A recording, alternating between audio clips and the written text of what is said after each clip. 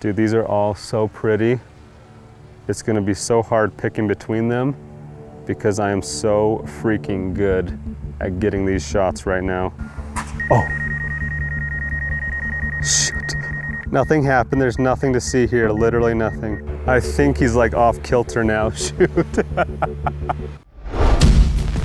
Hey, how's it going? Parker Walbeck here with FulltimeFilmmaker.com, and in this video I want to share with you 5 things that I learned while shooting a $10 million real estate listing on my 1DX Mark III with the 16-35 version 3 L series lens, a Ronin S, and a Mavic 2 Pro for my drone shots. And the same week that I shot that $10 million home, I also shot a $5 million home with that same setup. Now, if you guys haven't already, check out my real estate virtual job shadow and my 10 tips to shooting real estate videos. I'll link those in the video description. But it's been a while since I've shared some real estate tips, so I wanted to give you guys some new insights in this video. But before we get started, big thanks to Storyblocks for sponsoring this video. Storyblocks Video is a great service for when you're in need of a stock footage video clip or an After Effects template or a motion background. The thing I personally love and use most on Storyblocks Video are their title animation After Effects presets. To quickly up the production value of one of my edits, I'll often use one of their title animation presets, like the one you saw at the beginning of this video, to give your edit a much more professional feel with minimal time and effort. I highly recommend looking into Storyblocks Video to up the production value of your videos, and you can do so by clicking on the link in the description below or go to Storyblocks Video/Parker to learn more about Storyblocks Video. But let's now dive into 5 things I learned about real estate videos. The first is the importance of lighting. Now, I hit on this briefly in my top 10 tips of shooting real estate videos, but I wanted to go a little more in depth in this video. Now, typically on real estate shoots, I will show up before the sun rises, get a few shots, then right as the sun's coming up, I'll cram as many shots as I can during that golden hour. Then I'll usually wrap up shooting the whole house about 3 or 4 hours later. And if possible, I'll usually return to the home later that evening to shoot again at golden hour and for the half hour following the sunset during twilight or blue hour to get shots showing off the outdoor lighting. So by shooting a variety of lighting scenarios, I'll sometimes have 3 or 4 of the same shot, but shot at different times of day. For example, check out this shot taken before sunrise,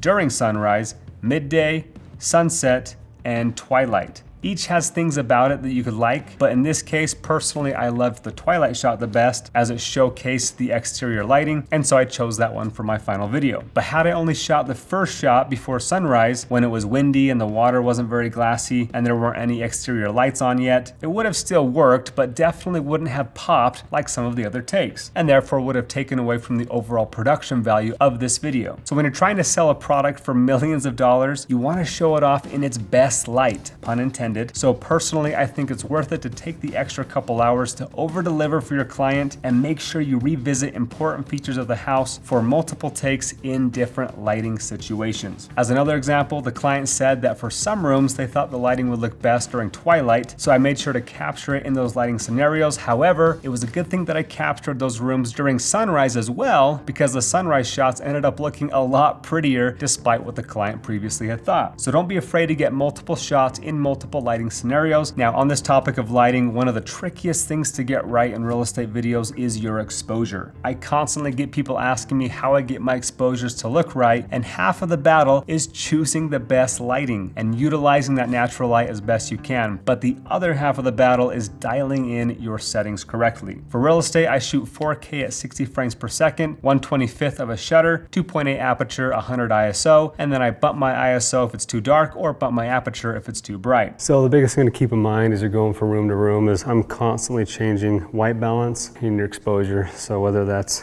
bumping my aperture from filming outside to inside, going from f13 to f2.8, and then having to change the white balance from 5600 to, in this kitchen, is kind of split lighting. So it's like 4700 on the white balance. So just constantly looking at your exposure and your colors and just shifting them as you need. And on a side note, I've actually stopped using autofocus for real estate shoots because too often it would focus hunt mid-shot, and if I didn't catch that while watching it back on my LCD screen, then I had a crappy focus hunting shot to deal with in post. So I use manual focus, go to the spot where the main part of the shot will be, manually set my focus to the part of the room that I want my viewer to be focused on, which is usually the back wall of that room. Then I back up to the beginning and then start my movement. But coming back to exposure, exposure. I've also started shooting in 10-bit C-Log to increase my dynamic range and give me more flexibility with adjusting my exposure and colors in post. Now, shooting C-Log does increase my workflow time as I spend a lot more time tweaking the image in post, but ultimately I think it makes the image turn out better, and we'll talk about coloring in the next tip. But when exposing for real estate, it's obviously ideal to have both outside and inside exposed properly, but some rooms just aren't lit well enough and you're going to have to blow out your windows a little bit in order to make the room look bright and inviting. So I personally always prioritize exposing for indoors unless I'm focusing on the outdoor view through the windows, then I'll obviously expose for the outside lighting. So you kind of just have to fill this out based on each individual room. Some rooms have a lot of natural light, and those can usually expose for both in and out, and those make for some of the prettiest real estate shots. Some have just a little bit of natural light, which you usually end up overexposing outside just a little bit to make the inside look bright enough, and sometimes there's hardly any natural light and you have to completely blow out the windows or cover them with blinds in order to see the room well. Or try and come back during a different time of day when hopefully the lighting between inside and outside match a little bit better. But let's now talk about probably the next biggest challenge I see on real estate shoots, and that is white balance and color correction. After being on these two shoots back to back, I realized that out of all the types of videos I shoot, real estate shoots are probably the hardest to nail white balance because you usually have a lot of mixed lighting, meaning most rooms have 5600 Kelvin daylight coming in through the windows and then usually have cheap 3000 Kelvin lights lighting up the inside of the house, giving you all kinds of nasty hues. So you get all these weird color mixtures in your footage that you don't see with your eyes because your eyes have much better dynamic range and color balancing than a camera. And every room you walk into is different, so you're constantly adjusting color. And definitely don't use auto white balance or auto exposure, or else you're gonna end up with something like what one of our FTF members posted the other day in our group, which is gonna give you a heyday in post trying to correct those colors. Now, typically with real estate videos, a lot of the walls are white, so the goal for me is to make those whites look white. And the problem I'll often face is once I get to the editing room and start color correcting, I notice that most of the walls have a nasty orange or yellow or green hue on them from the cheap lights in the house. So what I'll typically do is color correct my clip as best I can, balancing the colors to look as normal as possible. Then I'll usually go into HSL secondary, select the hue on the wall that I want to get rid of, and then desaturate that specific color. Now be careful, if there are other things in the room with that same color like wood or outside like the trees, then you might not be able to get rid of it completely or desaturate it just a little bit, or else you'll get rid of some important colors. But moving on to the next thing I learned is the importance of clean composition and movement. Each room that I approach, I think, what is the best angle to show this room that makes it look big and makes my viewer feel like they have a good idea of what it feels like to actually walk through that room. So when I show up to a room, I usually always do a push-in shot to mimic someone walking into the room, and I like to use the door in the foreground to give the viewer context that they are now entering the room. And a lot of times I'll also add a slight pan to showcase more of the room. For example, check out these two shots of the same room, one with just a straight push-in and one with a push-in and a slight pan. Notice on the one with the slight pan, you end up seeing more of the room and are able to see all four walls, versus the other shot, you only see 3 out of the 4 walls. On this note, make sure to use wide angle lenses. I shot this whole video at 16mm on a full frame camera. I'd say that's about as tight as you want to go. And while doing these push-ins and slight pans to capture all the room, pay attention to your vertical lines. Unless you're tilting down or up to show off a view or the ceiling, you typically want your camera to have no tilt so as to keep all of your vertical lines perfectly straight. This is why I like using the Ronin on real estate videos, because it's a lot easier to lock that tilt versus a glide cam isn't going to have quite as perfect of lines. So this is one of the times that I prefer that roboticness of the motorized gimbal. But shifting focus now to drone shots, composition and movement becomes a bit trickier to pull off, but I find myself redoing a shot multiple times until I get a fluid movement down with spot on composition. If the house isn't front and center of my image, I'll redo it until it is. And I'll try out different heights with the drone about 10 feet above the ground, 20 feet above the ground, 40 feet above the ground, so that I have some options that show more of the view if there is one, options that focus more on the house and less on the roof. And a typical mistake I see in real estate videos is that most drone shots are usually too high and focus too much on the roof. These type of shots are great for showing a bird's eye view of the whole property or for showing off a view, but once you've done that in 1 or 2 shots, I'd focus the rest of your shots on showcasing the exterior walls of the house at the level of the house. And you want to be careful as you're doing drone shots like parallaxes that your house is remaining in the middle of your frame and that you're not starting to drift into the neighbor's yard. Now, as for movements, common mistake is to make movements too quick. You want your movements to be fast enough so that you can tell you're moving, but not too fast fast to where it feels like you can't quite soak in what you're watching because you're moving too quickly. Which brings me to my last and final tip, and that is storytelling. A common problem I see with real estate videos is the video doesn't chronologically make sense. The video should replicate what it's like if you were to take a tour through that home. What does that process usually look like? Well, you usually drive your car to the front of the home, you get to see it from the front exterior, then you walk in the front door, then walk through the kitchen and great room, then look at anything else on the main floor, then you head upstairs, then you head downstairs, then you head to the backyard, then you take one last peek at your favorite features before going back outside to the front and driving away. So as I edit together my real estate videos, I have that sequence in my mind and piece together a story of virtually touring the home. Now it doesn't have to be exactly in that order, but you get the idea. Make the edit make sense as much as possible so that the viewer doesn't get confused as to where they are in the home. So there you have a few things that were on my mind while I filmed these massive, beautiful homes. Like I mentioned, I'll show you the 1-minute Instagram versions at the end of this video, and to see the entire voiced over videos that the client put on the MLS, along with the full virtual job shadow of my whole day shooting that $10 million